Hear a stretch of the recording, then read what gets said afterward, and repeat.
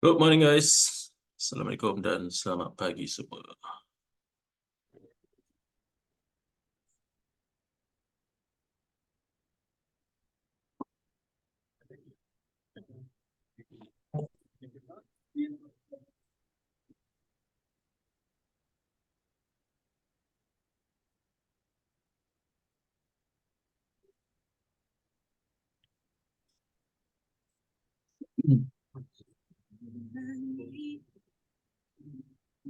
Morning Sandeep.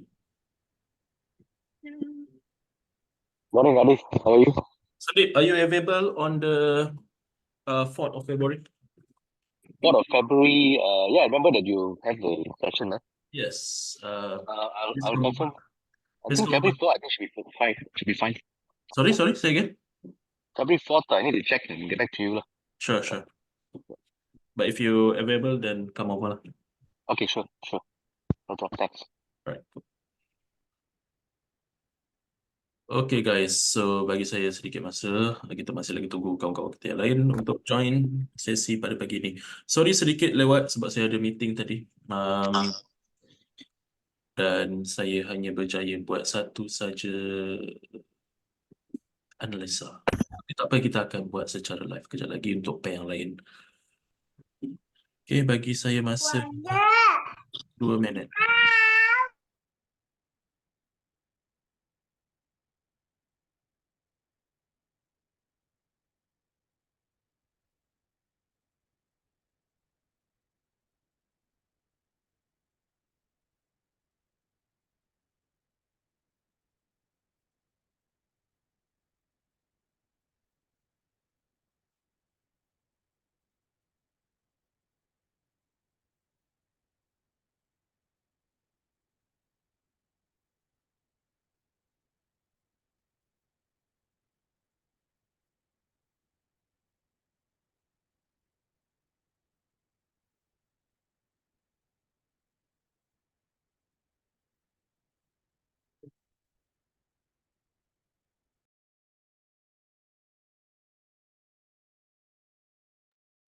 Okay, so jom kita start sesi kita pada pagi ini. So hari ini 29/1/2024. So beberapa hari lagi kita akan menamatkan sebulan untuk bulan Januari ni kan. Cepat betul masa berlalu sekarang. Dan nak masuk bulan 2. Okay, so untuk catalyst hari ini tak banyak catalyst. Okay, macam biasalah hari Isnin memang tak akan ada banyak catalyst. Tapi pasaran akan bergerak seperti biasa. Okay, dan macam saya cakap, tiada catalyst menarik pada hari Isnin minggu ini. Tetapi di China, isu berkaitan Evergrande kembali hangat yang mungkin akan berjejaskan ekonomi di China dan juga di para skala global. So Evergrande ini adalah syarikat hartanah yang telah pun mempunyai satu isu yang agak besar pada tempoh hari, setahun ataupun 2 tahun yang lepas, tak silap saya, dan ianya boleh menjejaskan ekonomi di China dan juga pada skala global. So global economic could hurt in case of anything happen to this company. Okay. Dan juga Evergrande dipaksa oleh mahkamah untuk mencairkan aset mereka bagi membayar semula hutang dalam jumlah yang agak tinggi dan juga besar. Okay. Right, now untuk Euro US dollar dijangka akan didagangkan di dalam trend konsolidasi. Sekejap apa ni? Waalaikumsalam. Okay, so Euro US dollar dijangka akan didagangkan di dalam trend konsolidasi buat masa kini untuk tempoh jangka masa panjang disebabkan oleh beberapa perkara yang mungkin memberi impak negatif kepada matuang Euro US dollar buat masa kini, terutamanya pelabur kini fokus kepada matuang safe haven disebabkan oleh isu daripada Evergrande yang boleh menjejaskan ekonomi global. Dan dalam masa yang sama, paras harga juga gagal disokong oleh trendline jangka masa pendek dan juga panjang. Dan paras harga juga gagal disokong oleh para sokongan teknikal yang pertama. So kalau kita lihat pada tempoh hari, ianya didagangkan secara positif ataupun dalam keadaan bullish, and then dia buat peaks dan dia buat a lower series of peaks and trough. Dan dekat sini kita menggunakan tentative trendline ataupun short term trendline, and then kita buat accelerated trendline. Okay, so this trendline can be adjusted based on angle, dan dia juga act as a support or resistance, depends on which trend. Okay, so now buat masa kini ianya gagal. Pak, tolong komen US. Okay. Okay, so buat masa kini kalau kita lihat, this is a highest peaks and dia buat a lower series of peaks and trough. Dan dekat sini pun ada apa? Ada Tenkan dan Kijun cross. Okay, dan seterusnya paras harga juga gagal disokong oleh para sokongan daripada trendline, dan seterusnya dia buat apa? Dia breakout daripada para sokongan support ni, technical support, and then dia pull back balik. Okay, so either two lah. Either one. Either two pula dah. Either one. Sama ada dia akan pull back dekat para sokongan ataupun dia boleh touch dekat trend line and then dia traded to the downside. And Senko Span A juga gagal untuk menyokong para sokongan daripada Ichimoku Kinko Hyo, dan kita jangkakan ianya akan breakout daripada bullish Kumo Cloud and then traded to the downside. MFI juga still lagi dalam momentum bearish pada ketika ini, dan kita jangkakan akan adanya kejatuhan lanjutan sehingga ke paras yang lebih rendah untuk Euro US dollar disebabkan oleh isu semasa dan juga pengukuhan US dollar buat masa kini. Okay, now let's go to the chart. Okay, nak tengok apa? So untuk Dixie, macam biasalah, kalau Euro US dollar ni dalam keadaan bearish, of course you should expect that Dixie ataupun US dollar index traded to the upside. Dan dekat sini pun dia buat bottom reversal. Okay, so currently Euro US dollar, US dollar index ni didagangkan secara positif. So 6 mata wang utama yang lain akan didagangkan secara rendah, termasuklah GBP US dollar, USD CAD, USD CHF dan macam-macam lagi. Okay, USD JPY dan lain-lain. Right, Nasdaq, S&P 500 dan juga Dow Jones, ketiga-tiga indeks itu bergerak selari di antara satu sama lain. Sekarang ni sedang membuat all-time high. So macam saya cakap, it is very dangerous for you to enter indices buat masa kini kerana there is no past reference. So currently, indeks berada di all-time high. Tunggu saja dia buat perubahan arah trend. Dan kita perlu expect akan adanya profit taking daripada para pelabur dekat dalam pasaran equity atau pasaran saham.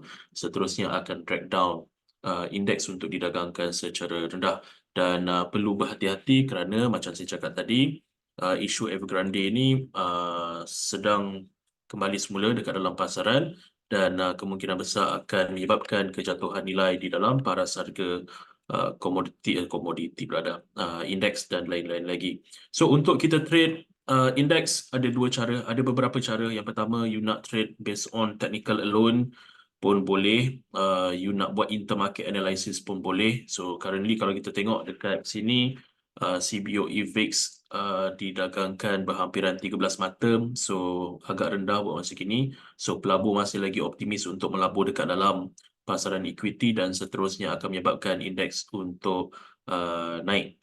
Okay, so apa yang berlaku adalah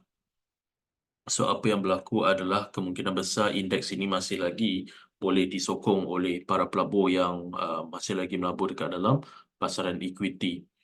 Walaupun kalau kita lihat ada kemungkinan besar berlakunya kejatuhan semula ataupun slightly pullback buat masa kini. Okay, so untuk US oil, kenapa adanya kenaikan yang lanjutan adalah disebabkan oleh isu semasa, okay, disebabkan oleh ketidakstabilan ekonomi dan juga geopolitical issue, dan juga orang panggil,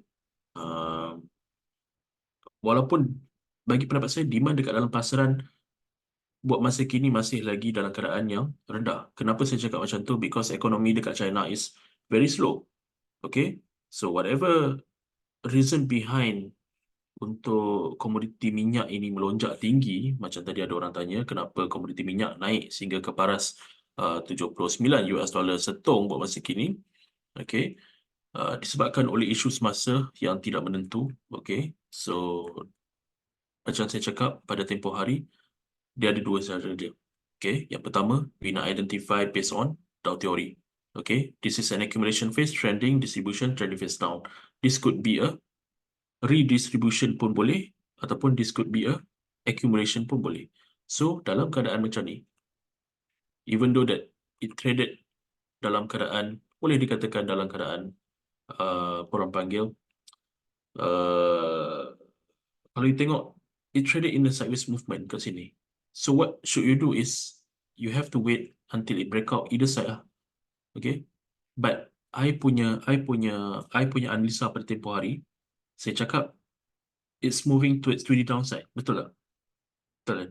Okay, it's moving towards to the downside because of the demand in China is very low currently. So whatever driven to the upside is just because of sentiment issue.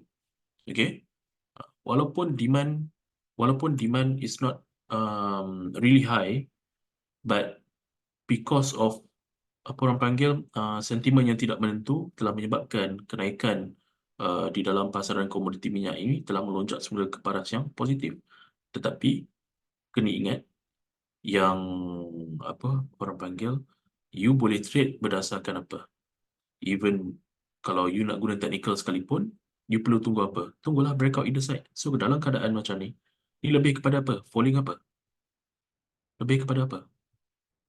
Chart pattern apa? Ni lebih kepada chart pattern apa? Ni.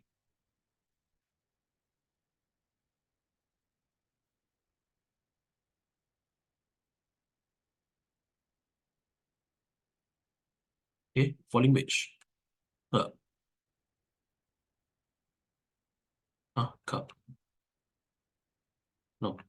Okay, pun boleh kalau you nak cakap dekat sini apa orang panggil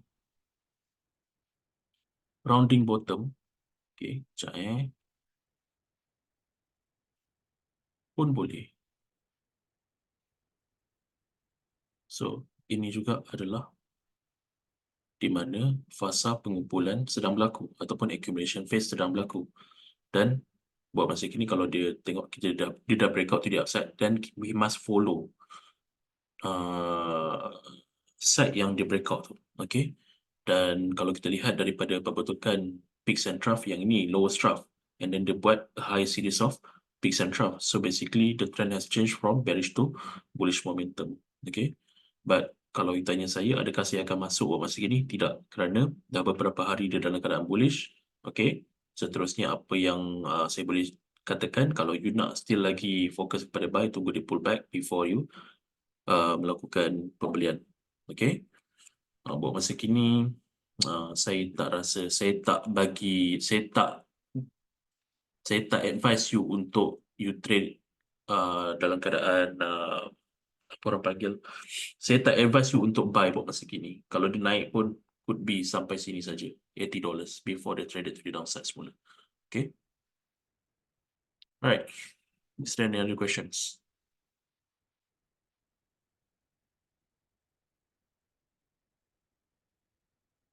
Soalan?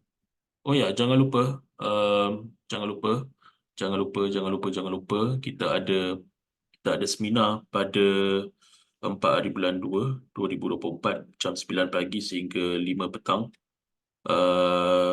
Pendaftaran adalah percuma. Kalau anda tak nak daftar sekalipun, it's up to you. Just come over to Concord, okay? Tetapi kalau daftar lebih baiklah, kerana kita dapat tengok siapa yang hadir dan siapa yang tidak kan. Nanti tiba-tiba datang packs, boleh accommodate banyak ni je, tapi datang 200 orang ke 100 orang kan. Kita tak nak macam tu. But korang semua dijemput adik untuk sesi pembelajaran di Concord Hotel. Kita ada makan-makan sekali dan sebagainya. So boleh datanglah nanti. Okay, so gold. Kenapa gold boleh tiba-tiba naik? Okay, so sama juga isu dia macam saya cakap tadi. Okay, yang pertama adalah apa? Kalau tengok kat sini dia buat apa? Apa dia buat? Pada tempoh hari, this is the highest peaks, correct? And then they consolidate. Dia buat a lower series of peaks and trough. But then it stopped here. And then dia buat apa? Dia buat apa? Ini adalah last trough. Ini adalah last trough. This is the second highest trough. This is the third highest trough. Okay. So what should we expect? The trend has changed. And this is what we call as a bottom reversal. Okay. bottom reversal. Kalau you tak percaya, you boleh pergi ke lower time frame, and then you pergi dalam Telegram saya, you akan lihat macam mana pembentukan perubahan arah trend itu boleh berlaku. Ada 3 sahaja pembentukan perubahan arah trend, uh, top dengan bottom reversal, dan ianya adalah bentuk yang apa orang panggil, uh, bentuk yang simple je. Okay. Ini yang pertama, ini yang kedua, ini yang ke sekejap. Mulalah ni. Sekejap nak padam. Ini yang pertama, kita panggil dia sebagai, semua ni, sekejap jangan pandai ni. Saya lukis ini dua dulu. Ini semua adalah top reversal punya pattern. Okay, tetapi dalam istilah chart pattern, kita panggil yang ini adalah key reversal. Okay, yang ni, apa tu ya, you nak panggil HNS ke whatever. Okay, but I don't really rely on pattern much lah. Okay, now, third is, tu ya, this is top reversal pattern. Okay, sama juga kalau dekat dalam keadaan bearish. Okay, dalam keadaan bearish, dia nak turn to bullish. Ini je lah pattern yang dia akan buat. Okay, lepas tu apa lagi? Sama je, terbalik aja lah. Sekejap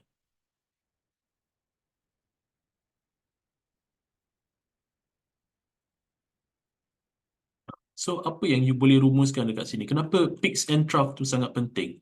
Sebab, kalau you tengok sini, this is the highest peaks. And then, dia dah break daripada lowest trough. Okay? Kat sini, trough yang sebelumnya. So, apa yang you perlu tunggu adalah, you perlu tunggu pullback. Sama juga dekat sini. This is highest trough. Dia buat apa? This is the highest peaks. This is second lowest peaks. Ini adalah trough. Bila dia breakout, you perlu tunggu apa? Tunggulah pullback. Sama juga dalam konsep you trading based on chart pattern. You kena tunggu apa? Dia breakout daripada neckline. Okay, this is a head and shoulder. You kena tunggu breakout daripada neckline as a confirmation. Second, you boleh buat apa? You boleh lukis trend line. 1, 2 jadi tentative trend line. Ketiga jadi valid trend line. Okay. Tak ada istilah QM dekat dalam technical analisa Muhammad Faizal. Kalau you pergi membaca buku technical analisa, you takkan jumpa QM, Quasimodo, whatever. Okay, there is no such thing of Quasimodo dekat dalam technical analisa. Yang itu adalah nama itu diberi oleh sifu-sifu di luar sana. But there is no such thing as QM. Tapi kenapa saya bagi tahu kenapa banyak trader gagal adalah disebabkan oleh diorang tak dapat nak cari reference yang betul. Bermaksudnya macam ni. You nampak benda yang sama, apa yang you belajar. Contoh, you cakap, okay, this is QM. Tapi bila you refer dekat dalam buku technical analisa, you tak jumpa QM. Faham tak? You tak jumpa benda yang you belajar dekat luar. So that's why kita, kalau boleh, kita tak nak guna apa orang panggil jargon-jargon yang tidak diguna pakai dekat dalam technical analisa. Nanti you susah nak refer. Okay. Now, sama juga dekat dalam konsep bottom reversal. This is the last trough. Okay. This is the second highest trough. This is peaks. Okay. Dia dah breakout daripada peaks. So, buat apa? Tunggulah pullback. Okay. So, boleh tarik trend line juga. Sama juga. Okay. Kalau dia dah break daripada previous peaks ni, korang cut loss je lah, and then korang double up your position. Let's say kalau korang dah ada position kat sini kan, korang sell, but then they break out to the upside and then change, and then korang dah boleh identify lah, this is a bottom reversal that the trend has changed from bearish to bullish. So you guys boleh safeguard your portfolio lah instead of let the losses run. Okay, sama juga dekat sini. Kita nak tunggu apa? Kita nak tunggu dia pullback. Nak tengok trend ni senang je. Semakin tinggi peaks and trough bermaksud trend dalam keadaan uptrend.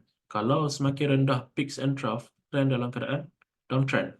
Macam mana kita nak tahu yang dia nak berubah arah trend adalah dengan dia membuat pembentukan apa? Top reversal. Okay. Yang ini. This is top reversal yang pertama. Okay. Double top kan? Okay. Top reversal yang pertama. So macam mana you nak entry? Based on apa? Based on pullback lah. Ini support kan, breakout pullback. Okay. Yang kedua, You nak buat apa? Okay, uptrend. Macam mana kita nak kaitkan dengan Dow Theory? Kat sini pun kita dah boleh kaitkan dengan Dow Theory, betul tak? Ini trending phase up, this is a distribution phase, trending phase down, and then hold your position for a longer period of time. That's why I prefer higher time frame, so that you can swing. Okay, now kat sini dia buat apa? Sama juga. Okay, uptrend. Sama juga. Ni QMU. Okay, sama je. Pattern dia boleh digunakan time frame apa? Every time frame, semua time frame boleh diguna pakai. Okay. But the higher the better lah, because higher time frame is much more solid compared to lower time frame. Okay. Higher time frame lebih solid daripada lower time frame. Okay guys. Right, ada soalan lagi? Okay, so kalau nak belajar dengan lebih lanjut, come over to our seminar on the 4th. Nanti saya akan tunjukkan macam mana. Okay. Alright, so itu sajalah sesi untuk hari ini dan semoga kita jumpa lagi pada esok hari dan juga di masa yang akan datang. Assalamualaikum, sekian, terima kasih dan selamat sore. Bye-bye semua.